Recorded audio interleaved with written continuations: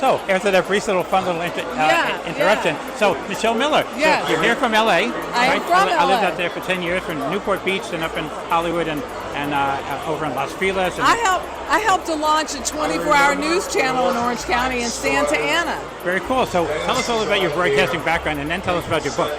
Broadcasting background started in college. I mean, I was one of those people like you. I was in the radio station. I was in the television station. Fortunately, we had a PBS station that was owned by Howard University, and then, I kind of took off and went to the LA Times as an intern. Then I went abroad for about 6 months because I couldn't get a job.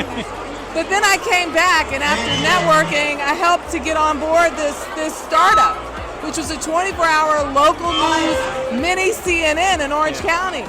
And that really entrenched me because I saw the buildup of an entire station from the ground up. On the ground up, that's really wonderful. So I was like a reporter, I was an assignment editor, I was a producer, and boom, 2.5 years later, I'm in Columbia, South Carolina at the NBC station. Year and a half after that, I'm in New Orleans, Louisiana at the CBS station, WWL Powerhouse. I met a guy. My condolences. I met a guy, and I thought I would never leave New Orleans. Yeah. Fortunately, that didn't happen. And so really my career was built in local news. The lessons you learn about, covering all sorts of things, even the tiniest stories, how they have, a larger than life impact, how it can be, any story is of human suffering is something that is felt by the majority of us, to, being whirled around in a hurricane. I almost died when a wall, 10 seconds after I walked away from it, collapsed in the midst of a tropical storm. So, life in this... One of those things that it wasn't meant to be. She was meant to keep going. I was. Yeah. So, the story, this book, Belonging by Michelle Miller, A Daughter's Search for Identity Through Loss and Love, it's not really about the career. It's about what propelled me probably into the career. I am the daughter of a union between an African-American physician and an administrator who was Hispanic and gave me to my father.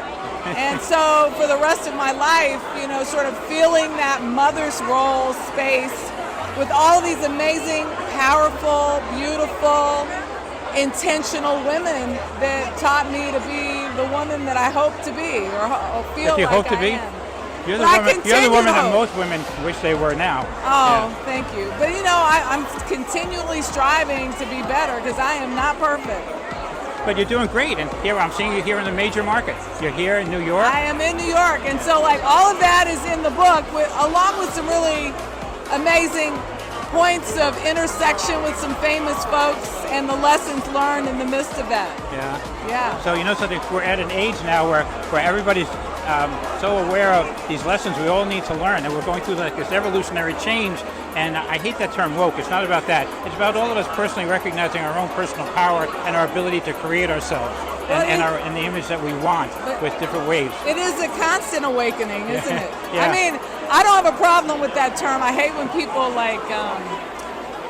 demonize something they really don't. I don't think they understand fully, but I get it. And I understand why in the cataclysm that we are now in, these changing times across the globe, why it's so important for us to be mindful of who we are, who the world is, and what we want to be in that world. We want to be kind, we want to be helpful, and we want to make a change for the better. And so, that's all any human wants to do. At least I hope that's all any human wants to do, right? That's what we all should be doing. But you, so on this vein, do you know that there's a new name for our species? We're not Homo sapiens anymore. What are we? Homo sapiens was thinking human. After we were Homo erectus, standing up, and then anthropology looked and said, this animal was thinking and using its brain and figuring things out.